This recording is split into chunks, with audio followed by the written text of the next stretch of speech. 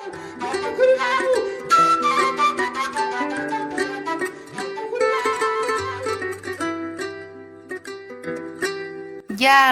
hino ɗo taarika fiima antu heɗito moƴƴa.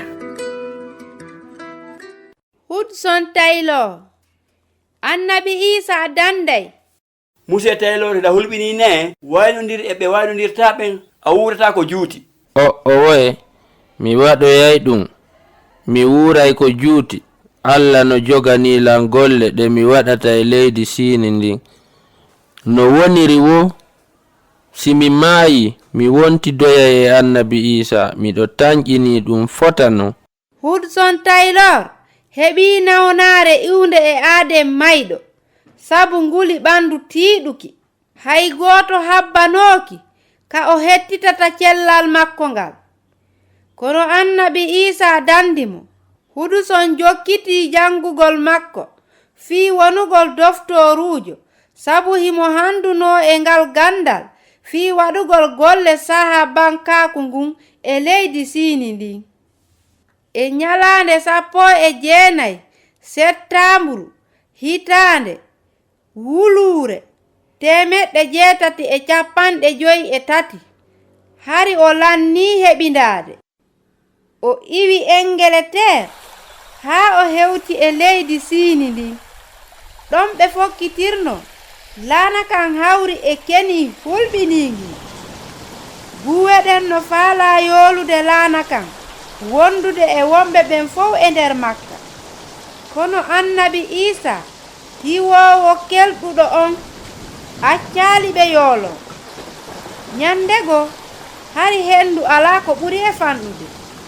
Tawi hiɓe lanni tun haɓɓude bagi wonɗo on ka leggal laana kan. On say guuwe waɗi e hoore ndiyam ɗan e nder ko honkoto kon. Ɗum naɓiri laana ndiyam kan hella fetere wonde ka seraani. Kapitel laana kan on lanni kan ko yarlaade. Fimen lanni hay huunde alaa ko waawɗen waɗude hankadi. Hey, huunde wootere no heddi nde waawɗen waɗude. Honɗum e huunde non? Hiɗe waawi toragol landoɗen Allah yo addan en henndu ndun. Kanko Hudson Taylor o tori. Himo hooli wondema Allah wallitoto ɓe. Acce cippinon bagi njano wonɗo on ka leggal laana kan. Ko honɗum e niwre ni? Allah adda e henndu ndun. Ɗum no jalni dey, mi hoolike wonde mi iiri gite an ɗen. Kono jaloowo on yihuno kaawake on.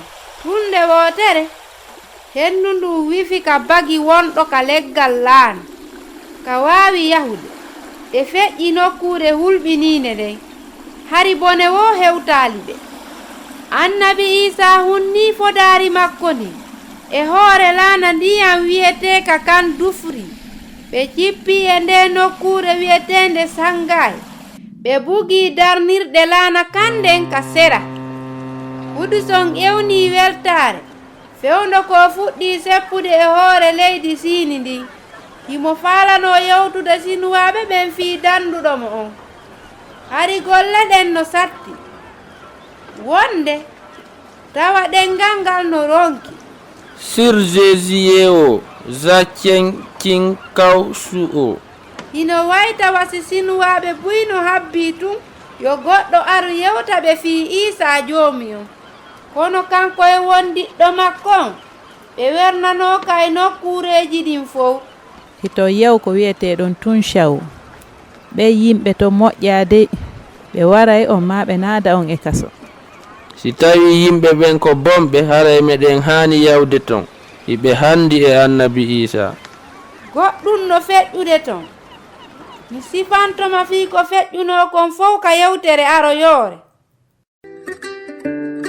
Ko Husaynatu wonno e yewtude mi weltanike ma fii ko heɗitiɗa kon hiɗen e saari.